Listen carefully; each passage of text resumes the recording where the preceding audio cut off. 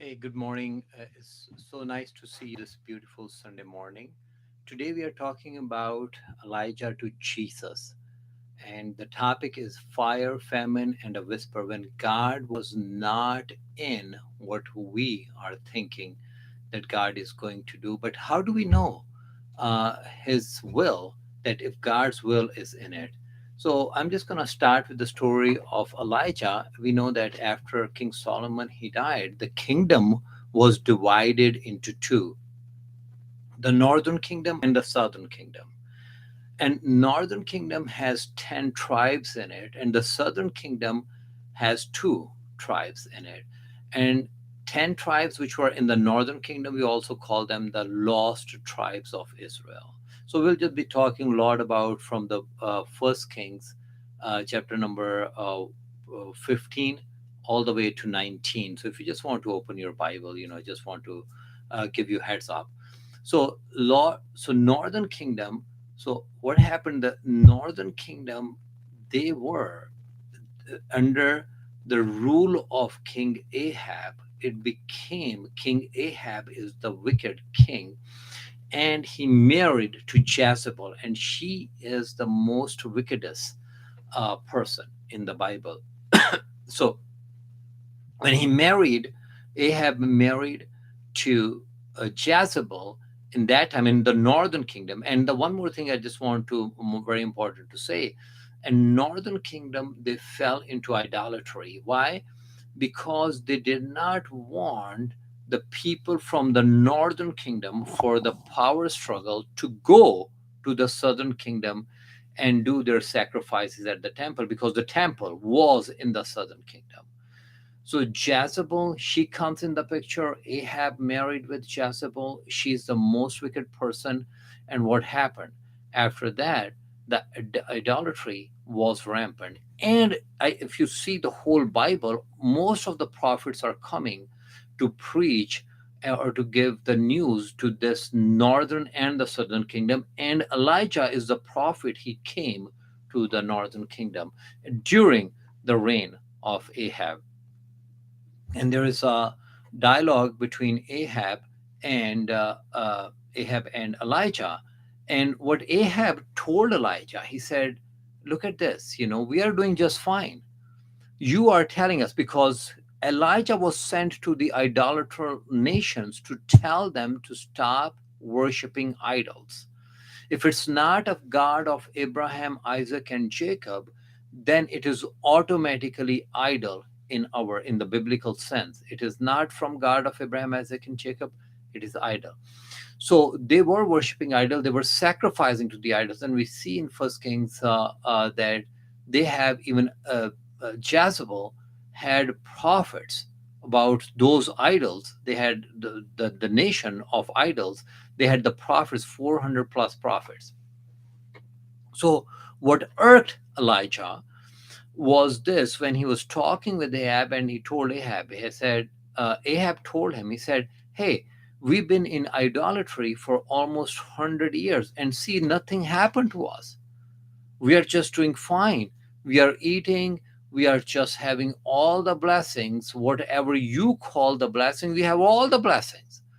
And then on the top of that, to add insult to the injury, so what he said to Elijah, he said, "Look at this." He said, actually, uh, he said, Joshua, his word was more perfect, because when he said, "Do not build the city of Jericho, and if someone will try to build the city of Jericho, their children will die." And he mentioned, he said, "Look at," he said, "in the city of Jericho, when one of Ahab's friend, he tried to build that city, rebuild the city of Jericho, his children died." And he said, "Look at Moses. He told us that if you will worship idols, then the nation will destroy." And he said, "Look at us. We are just standing, we are just perfectly fine. Nothing is happening to us." So that really irked Elijah. And Elijah was ready to punish the northern kingdom, the 10 tribes. So what he has done, actually, he was not punishing the Israelites. So just keep this in mind. He was irked by the statement of Ahab, what he has said about Moses, and he orchestrated the biggest famine, the famine in the Jewish history or in the history of Israel. So he orchestrated that famine, that the rain will not come. And we see in First Kings that the rain did not fall there. And then during the same time, Elijah, and I just want you to just stay with me and see the way the hand of God is unfolding in the whole thing, and what Elijah was thinking and what God was thinking. And if you see Elijah, and during I think it's in First Kings chapter number 17. Yes, that it is in. If you read verse 7 through 16, Elijah and the widow, and we see Elijah and the widow. And widow, she had nothing to eat, and Elijah reached there and asked widow if she has something to eat, so give it to him. And he was just telling him that God will multiply her blessings. And in that, I mean, this is orchestrated himself. He orchestrated this famine. He's reaching to the widow, and widow, she had faith enough, and she saw that this is a man of God. And we saw in First Kings chapter number 17, and Elijah said she went away and did as Elijah. So for the jar of flour was not used up for that widow, and the jug of oil did not run dry, in keeping with the word of the Lord spoken by Elijah, because Elijah told her that that's what's going to happen. And God, every time, and very one more thing I just want to add into it, when Elijah orchestrated this famine or the northern kingdom, it was written that Elijah did it. He did not consult. I do not see in the Bible where it's saying that he consulted God to orchestrate this famine on northern kingdom. That was all Elijah. Now, if we go forward, then we see that the son of widow, the son of widow died, and she approached Elijah, and she said, "Why did you bring the guards? Why did you bring the justice of God on me? Because God is looking at me now, and it is because of you my son died." And Elijah had to do something. And what did he do in First Kings chapter number 17, verse 21 to 24?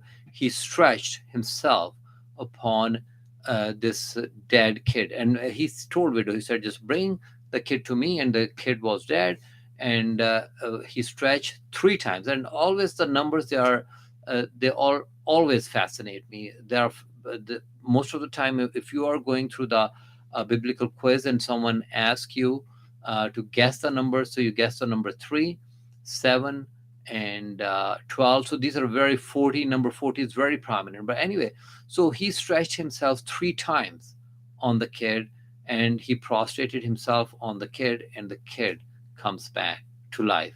And the woman said to Elijah, "Now I know that you are a man of God, and that the word of the Lord is in your mouth." So no, I just want you to remember this thing, very important thing. So Elijah, most of the time, God gives to his prophets 1 or 2 keys. There are 3 keys God keeps in his hand. Number one is a key of the weather, natural elements. And we see that key was Jesus. He is not a prophet, but he had all those 3 keys. So those 3 keys are weather, life, and sustenance, your everyday's uh, sustenance. So these are the 3 keys God's in his hand, life and death in his hand. Your bread, your daily bread is in God's hand, and also weather. Most sometimes we see in the Bible, God is giving 1 or 2 keys to the prophet.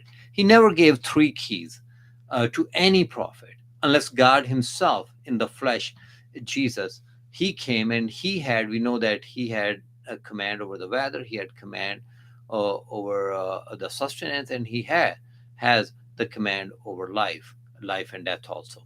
But anyway, so he did not have, so he used the key of the weather, the famine. First of all, he did not consult God.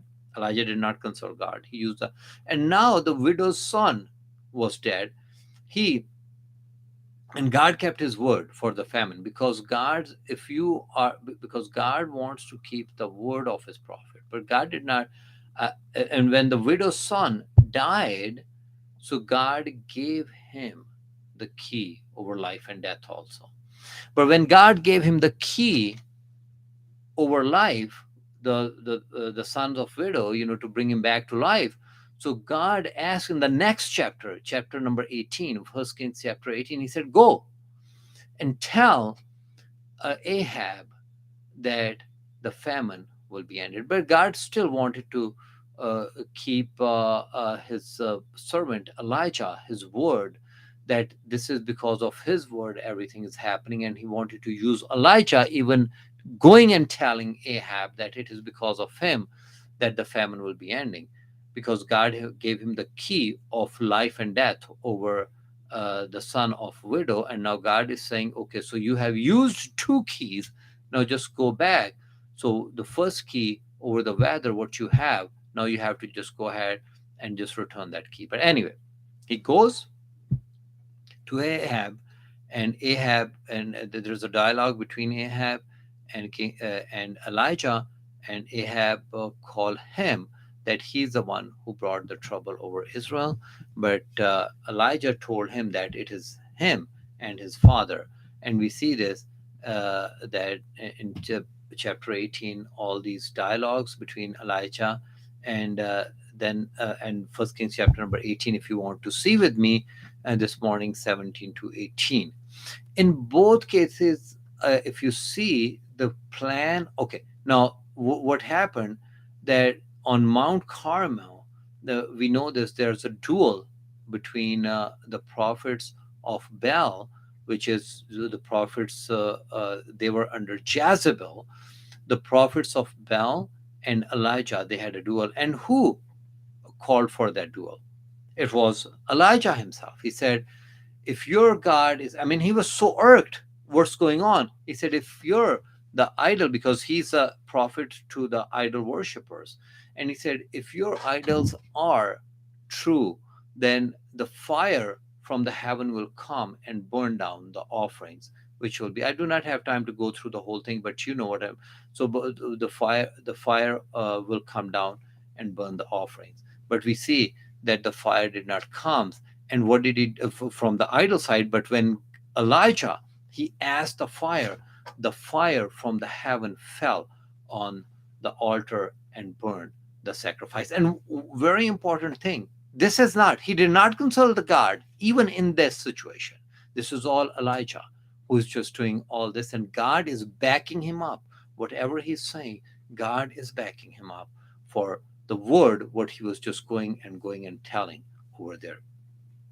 Now, very important thing, I just want to you to remember that right after that, if you see First Kings chapter number 18, verse 20 to 40, so what happened? He killed all the 450 prophets of Baal. And after killing 450 prophets, so Jezebel, she just became the worst enemy of Elijah. And she's running after Elijah to kill him.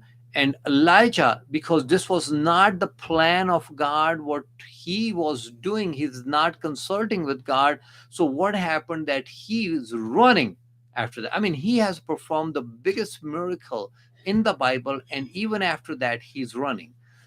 He's running from Jezebel. And what we see in this a very interesting thing, that he said, God, just take away my life, because I'm so done with this idolater nation, and I cannot do it anymore. And after performing all that these miracles, why? Because he did not consult God for all those things.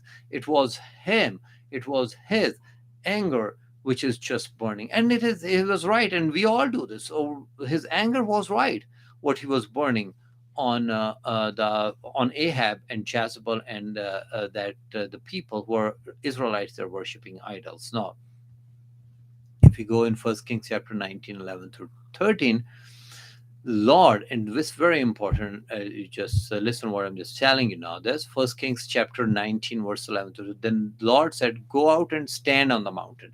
And God showed him exactly what Elijah is doing, and this was not the will of God. And we see First Kings 19. I'm just going to say it again, 11 through 13. The Lord said, "Go out and stand on the mountain in the presence of the Lord, for the Lord is about to pass by." Then a great and a powerful wind tore the mountains apart and shattered the rocks before the Lord, but the Lord was not in that wind. Elijah thought that because he was just showing all the fury and anger, and he thought that the power of the Lord was in this wind, which is shattering rocks. But the Lord was not in that wind, because that's what he thought, that the God is God. The image of the God is, the God is just like destroying everything, and he's just walking, but the God was not in it. But the Lord was not in the wind. After the wind there was an earthquake, but the Lord was not in the earthquake either. Lord was not in the first disaster, Lord was not in the second disaster. And the earthquake came, a fire, but the Lord was not even in the fire. And the fire came, and after the fire came a gentle whisper. When Elijah heard it, he pulled his cloak over his face and went out and stood at the mouth of the cave. And the voice said to him, "What are you doing here, Elijah?" And the God was in that gentle whisper. And that gentle whisper represents Jesus, because Jesus did not come to destroy, but Jesus come to show love to the people. The people, they were not believing in the Lord or idol worshippers. Jesus came, and we see all the three keys I mentioned: life and death. Jesus had that key, and I told you, not any prophet in the Bible had all those three keys, but Jesus himself is God, and he's the image of God, and he contained all those three keys in his hand. So what happens, my brother and sister? What we learn from the whole thing, it is all, first of all, it's all about Jesus. It's Jesus in it. We are just, God wants to teach us this. When we are, I know what happens, our desires pretend to be divine, but God is not in those desires. God is in love. If I have everything but I do not have love, I am nothing. This is in First Corinthians, when desires pretends to be divine. So because I know what I am doing, that I know where my heart is. And I try to pretend that this is the voice of God. And if someone does not want to come along with this, I just start getting angry about it. The voice of the God is the pressure of my own desires. So I have to listen from my heart what I'm doing, if it's the voice of the God or it is my own intentions, which I'm just putting forward, than anything else. For in the God is not the author of confusion, my brother and sister. In First Corinthians chapter 14, verse 33, it says, "For God is not the author of confusion, but of peace." Eve, we take the example of Eve in the Bible. She overrode the desires of God with what she wanted. And God has said, "You shall not eat, nor shall you touch this tree." And what happened? Her heart reshaped the voice of God. And we reshape and sometimes, what I'm just trying to say, we reshape the voice of the God into our own desires, and we say that this is the voice of the God.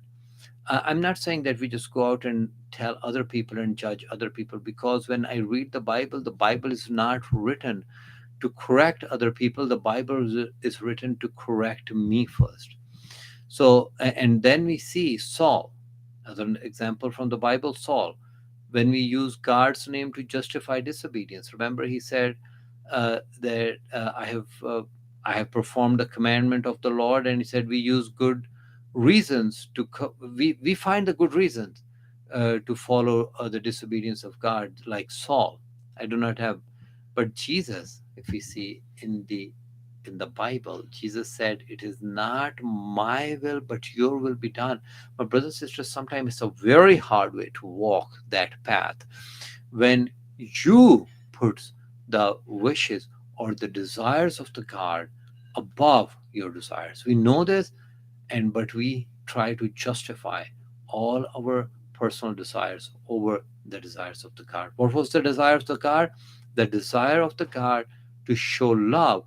Still, just go and tell the idol worshippers what they're doing. It's wrong, but not with the condemnation, with love, because that's what Jesus came to show us the path of love. God bless you all. Thank you.